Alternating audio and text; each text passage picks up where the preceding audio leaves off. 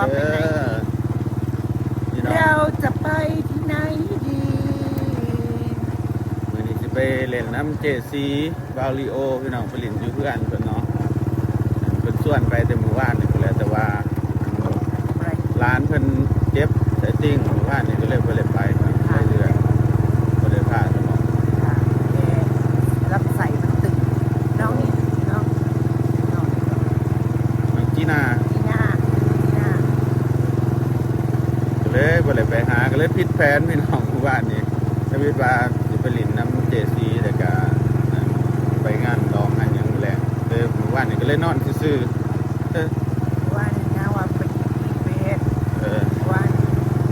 หน้าบอกว่าสบายเลยเดือนมามือนี้เนาะพี่น้องมืออื่นเนาะสิพยายามเบาเอื้อมือเขากับกลับเลยพี่น้องเพราะว่ามันบ่มีเวียกเห็ดบ่มียังเห็ดก็เลยว่ามาโดนเนาะเด็กหลังหน้ามันคนละเขาโอ้น้อยเดียวจะอร่อยลำหน้าจุ่มมือเดียวน้อยแต่คนละหน้า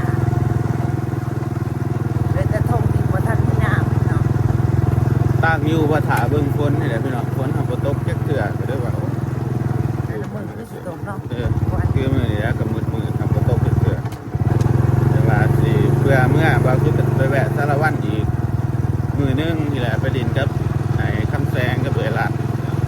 ว่าซุกมีหมู่หลายหมู่เกือบทุกแขวง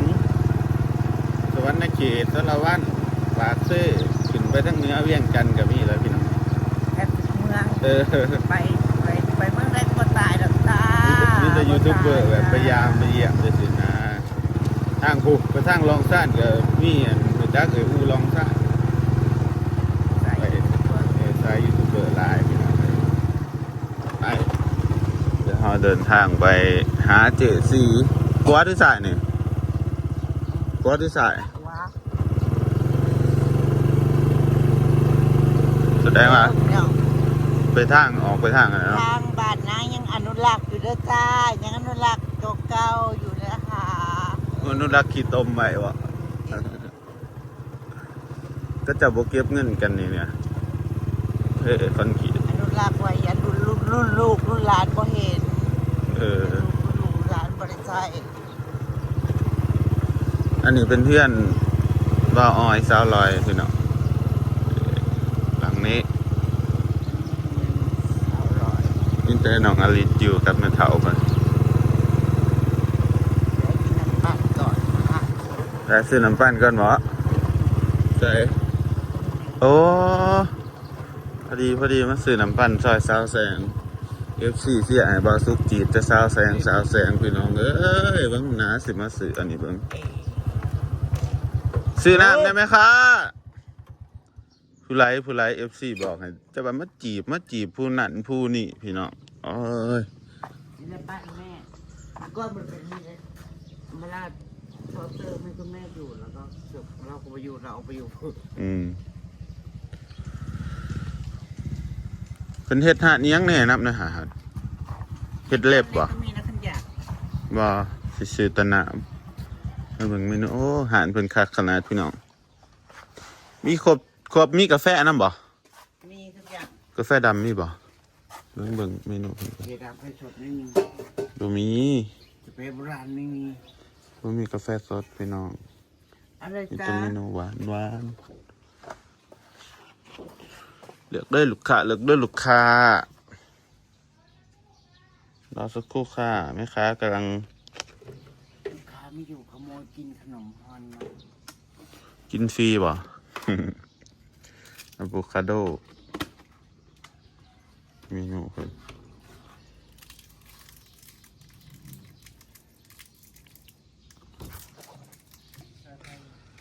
แม่ค้ามาแล้วจ้าพี่น้อง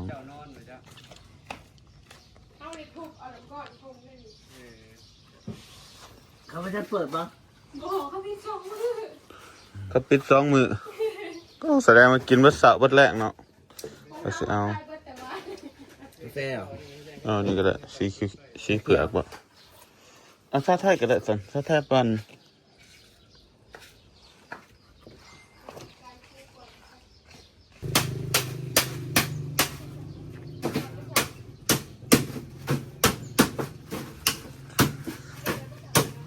ดีแล้วพี่น้องนะคะ ก็ มา นั่ง เด้ เปิดอยู่ อ บ้านฉลอยหนองแล้วก็ย่านเนี่ยรู้ว่าพี่เนาะพอนั่งของเห็ดเค้กยังพร้อม เล่นอยู่ตึกอยู่คอยเห็นเนาะอันนี้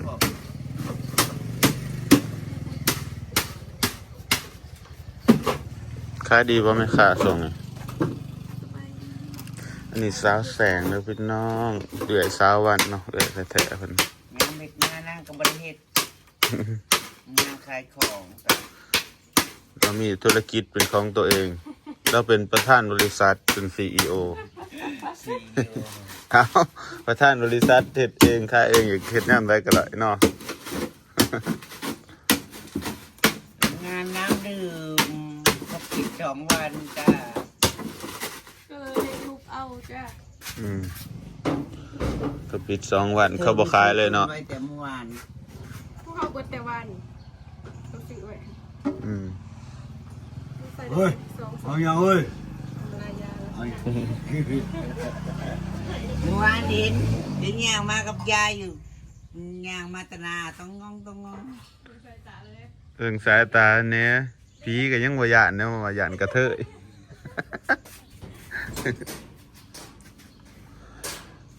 พี่บัดกูจะไม่ย่านกระเทย ให้ดูแตย่านเลย แหม ของเจ๊เอาอย่าง จะกินโอวัลติน หัวกาแฟ เอา ผสมกาแฟนิดนึง จะเป็นมอคคาวะ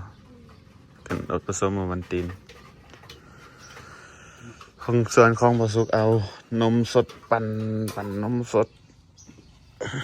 คือเบบไม่สูงประกอบ แต่ละมือคล้ายได้ร้ายเติบอยู่แล้วเนาะจะแก้ว สูงสุด สูงสุด ขายแบบสูงสุดก็5-6,000 5,000 บาทเริ่มต้นขึ้น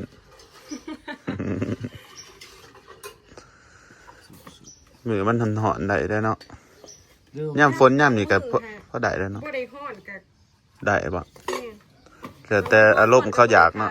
แม่นยังหน้าใครดีกว่า แล้วแต่เงินในกระเป๋าตังค์ ของลูกค้า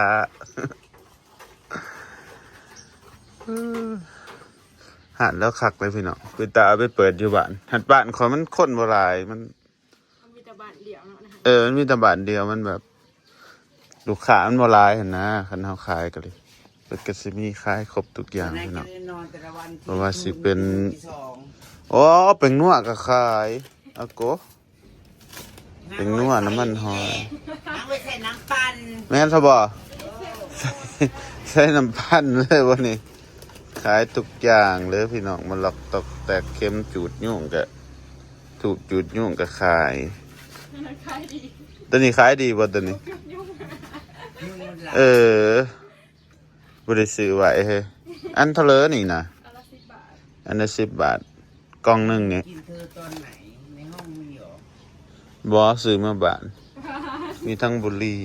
อยู่บ้านนายยุงน้อยหลายประชุม มีฮอดมาอีกพี่น้องขายเป็นทุกอย่าง รี เนาะ วิวเขาได้ค่ะรีวิวบ่คะ น้ำปั้นฟรีเนาะมื้อนี้ มีฮอดในมากันนี่พี่น้อง ซัดเขาแบบนั้นให้ไปได้ค่าขาย มีหันได้บอกอันทั่วเพิ่นยังมักตัวดิน มีเพชรก็มีเลยจ้า เอง ตัวดินปลูกเอง ส่วนข้างหลังมีหัดไลป้อนเอฟนะครับน้ำยาล้างจาน มีครบทุกอย่างจ้าพี่น้องเลย เส มีหัดได้หมกโมมีครบทุกอย่าง กระเทยก็มีนี่ค่ะน้ำหมกนี่นะคะไม่ได้มีทั่วไปอืม ตายมีแต่อย่างเดียวเบิดในหานี่บ่เป็นตะแสบคือทุนังอยู่นี่แหละ คือว่านั่นนี่ก็แซ่บกันอยู่ดี กินเลยคือสิเบื่อตายเนาะ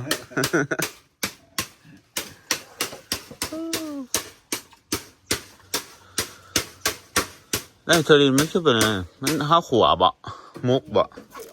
โอ้นายทรินขวาขวาพี่น้องเหมือนนายทรินต้มเลยขวา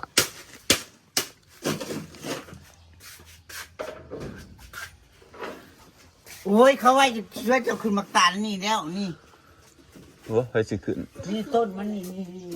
มันบ่สุกเบิดดอกบ่ แสงมันแก่แล้ว แค่แล้วจะมันสุกมาแล้ว เนี่ยนี่มันก็สุกเบิดแล้วบักตาลเนาะมันเป็นตะดนล่ะ สบายดีน้องอลิศมาแล้วสวัสดีจ้า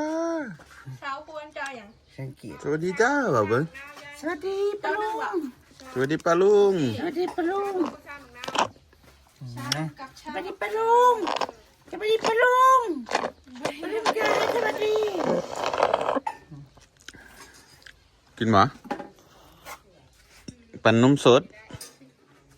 จีแซ่บคือนุ่มตัวกินอยู่บ่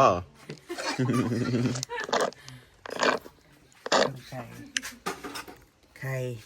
ไม่เคยเห็นเว้ย ไม่ใช่แบบนี้เลย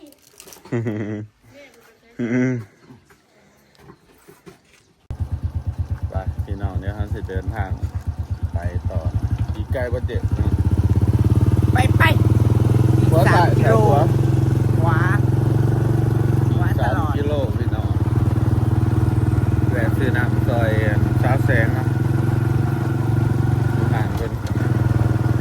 14พี่ตาให้บ่าวซุปจีบสาวแสงจีบสาววันจีบน้องเมย FC เจมาละว่าแม่นจะให้จีบผู้นั้นผู้นี้เนาะเขาเจ้ามาแบบผู้จีนบ่เจ๊FC เดี๋ยวนี้คือบ่าวซุป หัวเนี่ย บ่าวซุปบ่อยากจีบใครเด้อพี่น้องคบกันเป็นหมู่เป็นเพื่อนดีกว่าเนาะนักแฟนกันแบบญาติพี่น้องเลยพี่น้องมันจังเงินยาวไปมาหาสู่กันย่ำได้ก็ได้ผมมีพิษใจกันอีก เสาแสงเสาวันเคยไปนอนบ้านป่าซุปแล้วพี่น้อง อืม เคยไปนอน1 คืน ไปครับเจ้าตอนนั้นเนาะ เที่ยวไปเล่นแล้วก็ไปนอน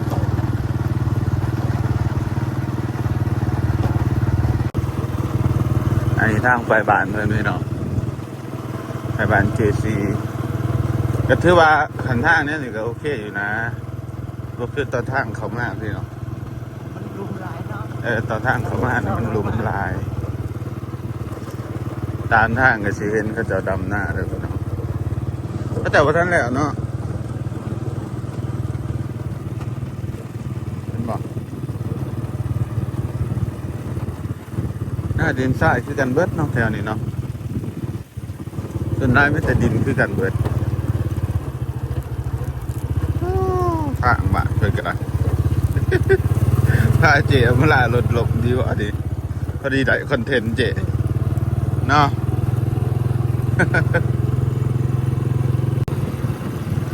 ตอนนี้เขามาหอดบ้านหน้าค่ำแล้วพี่น้องบ้านเพื่อนมีคอนกรีตเด้อ หมู่บ้านนี้คนเปรตผมมีแต่บ้านก่อน งามเนาะคอนกรีตเขาเห็นเนาะเป็น2 เป็น 2เนาะเขาเทกันเองหรือว่าใส่รถมาเทใส่นั่นมาเท เล็กคนเอง อ๋อแต่ว่าเขาเห็นงามคักเนาะ บ้านเก่าเล็กกันเอง อ๋อ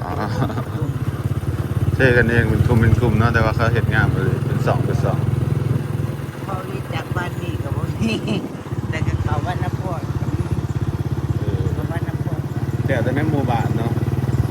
กันเฮ็ดแล้วเบิดสู่บ้านคือสิขับพี่น้องน่าอยู่เป็นหลายเลยเพราะว่าคันมีคอนกรีตนี่มันสิบ่เปื้อนพี่น้องเวลาฝนตกมาอะมันสิแตกต่างกันหลายเลยแหละครับตอนบ่มีคอนกรีตเนาะ เพื่อนจมเล็ก ต้มเลยนี่คือมีคอนกรีตนี่บ้านเพื่อนบ้านช่องก็เบิ่งคืองะได้ประเภทแบบน้ำนี่นะ ว่าน้ ตัวนี่ก็บ้านช่องคันบ่มีคอนกรีตนี่แบบว่ามันสิเดะมันสิแบบเปื้อนนั่นนะแต่พอมีคอนกรีตแต่มันก็งาม ำพอรีจากหมู่บ้านเราก็ยุดเบิด ได้สำนีก็เอาแล้วแต่ในหมู่บ้านเนาะ บ้านใครหมู่บ้านมันก็ว่านี่เลย เรากระสุดหอดนี้เนาะเดี๋ยวก็ไปหมู่บ้านน่ะก็มีอีกว่ะ บ้านน้ำพวกแม่น หน้าค่ำหน้าพวกบ้านเจซีอยู่บ้านหยัง บ้านคึมสว่าง ซิมสว่างแสดงว่ากายร้ายหมู่บ้านเติบอยู่ได้เส้นสิหอดในบ้านเพิ่นนี่พี่น้องก็ได้ บ้านมาหาระเบียบแบบ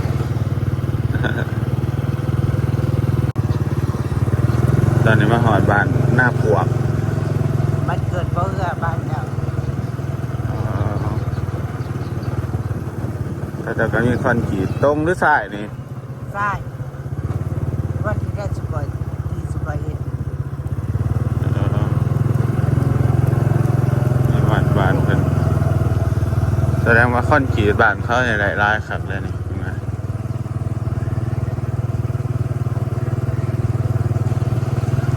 คอนกรีตเทกันเองพี่น้องเก็บเงินเทกันสุดละ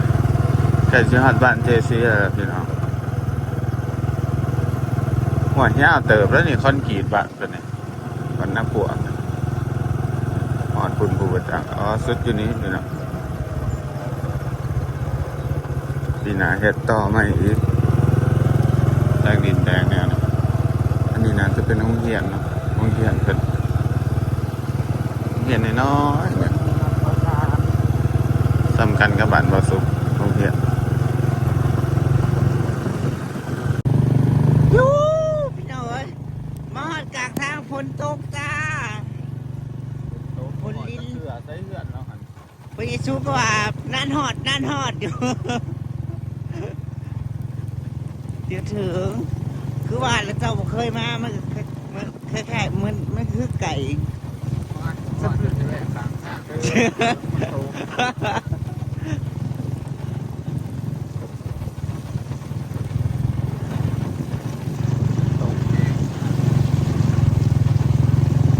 ไปบ้านเบาเอื้อกับบ้านเจซีพ่อเป็นกันคมไก่ ไปทั้งบนกับทั้งพี่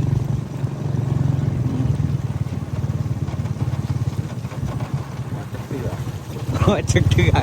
เปียกเวัดซะซื่อๆตอนนี้ฝนตกลิ้นเดี๋ยวพี่น้องฝนตกลิ้นโอ้ย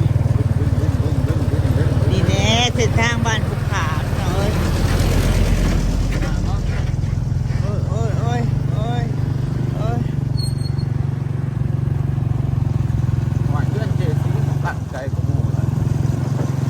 หอดตะเฮิงแบบบ้านหน้าทำสว่างทำสว่างเสือ ลาบบ่เยังข้างที่ย่างคนได้เลยข้างก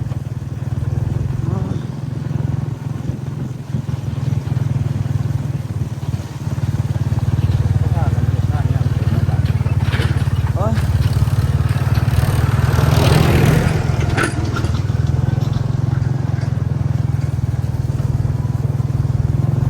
เดี๋ยวก็ถึงจ้า วันที่หอดตะเฮิง นี่เลือกไปได้แจกเห็นเราไปตีโค้งยูนมองซ้ำเนี่ย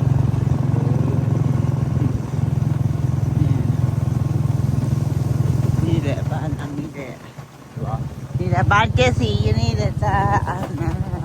ที่เลี้ยงล้างหลงวันที่หอดตะเฮิงเลย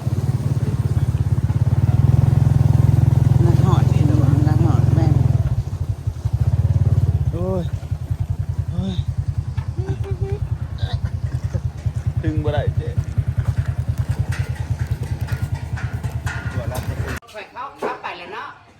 ตอนนี้มาหอนบ้านเจซีแล้วเลยพี่น้อง อยู่บ้านคึมสว่าง เมืองสองขอนแขวงสวรรณเขตแล้วมาเยี่ยมมายามเพื่อนพี่น้องสบายดี ตั้งแต่หูจักกันมากกับว่าท่านได้มาเพื่อนแต่จักเสือเนาะอันนี้ก็ลือหาดเพื่อนพี่น้อง สิคูใส่มือใดเบิ่งได้ถูก คือกันแล้วจัดเพื่อนขอยกับแบบนี้คือกันแล้วเดี๋ยวพี่น้องมาหอนมาเยี่ยมมายามมาหอนมาถึงเด้อเล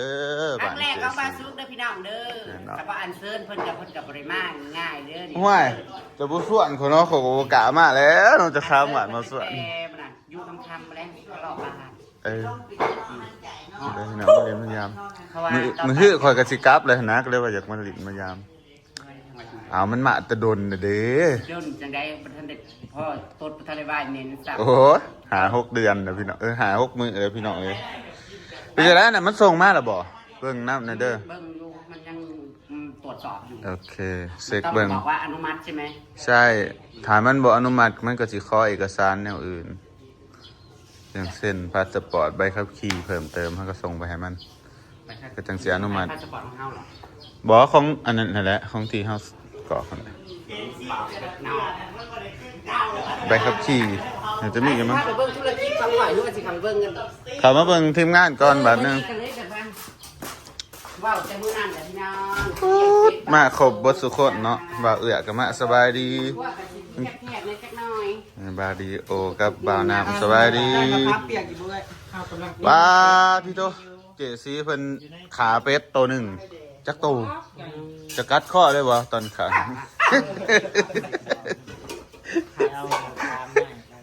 เป็นรถเนาะ ยังเหรอ ตามปีอยากงานนี่อยู่ ข้ามสดก็ได้คำนึง เดี๋ยวพี่น้องหวานเพิ่นมาเยี่ยมมายามกันนะไป พี่ถ้าพี่ เดี๋ยวเพิ่นพามาเบิ่งอันนี้บัดนั้นจังถ่ายรีวิวเป็นหยังอีกคลิปหนึงเนาะเพราะว่าคลิปนี้มันยาวแหละ เบิ่งคร่าวๆ เดี๋ยวเบิ่งคร่าวๆเบิ่งคร่าวๆซะ สังหาริมทรัพย์ อันนี้สังหาริมทรัพย์ของเจสีเนาะ หมากะไก่กะลาหาบ่มีปัญญากินจ้า เป็นหยัง ไปดับปากกับนี้คืออัมบราซื่อค่ะเพราะว่าบ่มีปัญญาเพราะว่าโลกมันอยู่ก่อภัย โอ้ อันนี้ลกไก่วะยิ่งกระทุนเอาเลยแล้วแบบนกนะ ทุนมันก็ข้างเพราะว่ามันเป็นก่อภัยน้ำ เอ เอา อ บ่ได้จ้าคล้องกับคล้องบ่ดึงบ่ลง เอ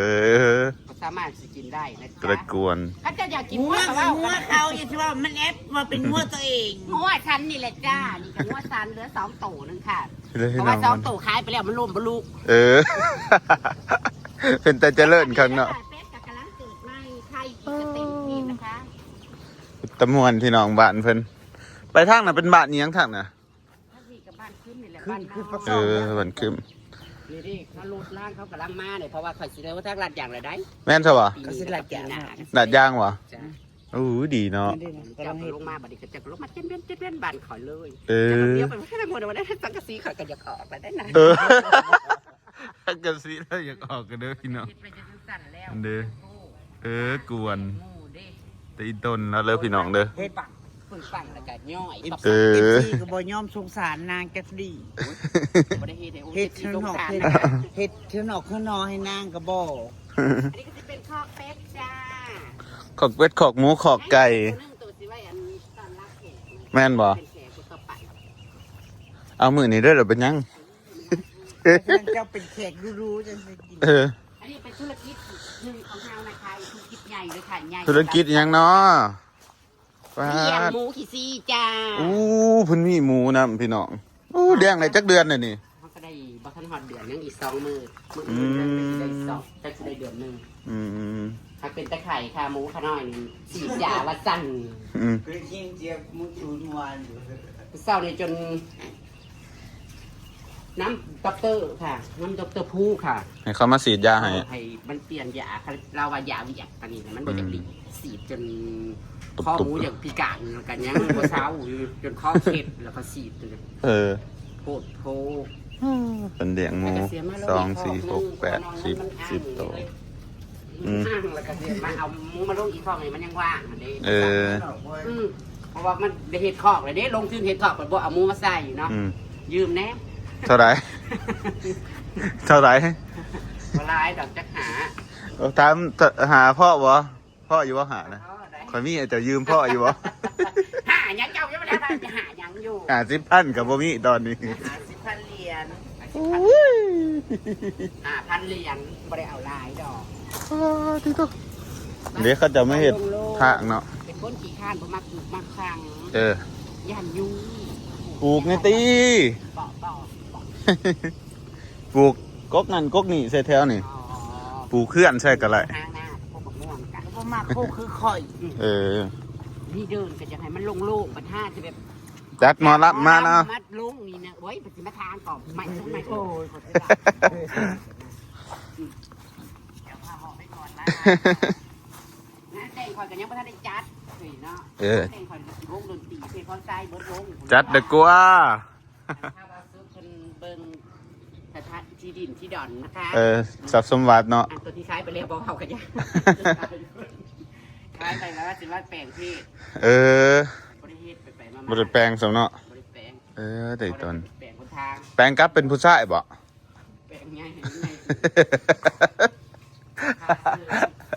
เอ้ยพี่น้องเจอกันใหม่คลิปหน้าเด้อสันเด้อฝากติดตามความม่วนความสื่นของทีมงานพวกเพิ่นเด้อ ปิ้งเป็ดย่างเป็ด อืม กระกันพี่น้องอย่าบ่มีย่าง มาหอดมาถึงมาเพาะแล้ว จังเนี้ยนะคะมีแต่ ความหลอนนะติความหมด เพลงได้เด้อจ้า บายบาย see you ช็อกโกแลต เปิดแอร์ไว้ให้ย่างดีไร อยู่ข้างนอกเลย เห็นว่าซ่อมซ้อนแล้วนี่ก็มีห้องเอได้ ใช่ จะซื้อ เอามาเบิ่งซะเอามาเบิ่งซะมีห้องเอ ห้องมันก็ทกนิดนึงหักมันก็เย็นอยู่ได้เนาะ เย็นหนึกว่าคักเว้ย มีสือกับสาดให้ นี่ เจ้า ปลั๊กพงปลั๊กไฟอีกเนาะ นี่ คักจัดห้องปาร์ตี้อีกบุ้มหมุนบุ้มหมุนบุ้มหมุนบุ้มหมุนบุ้มหมุน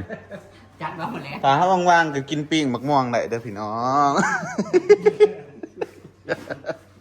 ให้พี่น้องอย่าลืมไปติดตามส่องกันเด้อ ฝากเด้อพี่น้อง ส่องเจสี ขอบคุณบาซุกที่มาเยี่ยมเยือนกันแล้วกัน ซ่อม นะ นึงได้รอซื้อ อีกส่องหนึ่งส่องผัวเมียเลาะตูด ไม่เดียว คอยผู้เจ้าก็เลยซักคอยสิซักเครื่องมือแล้วบริษัท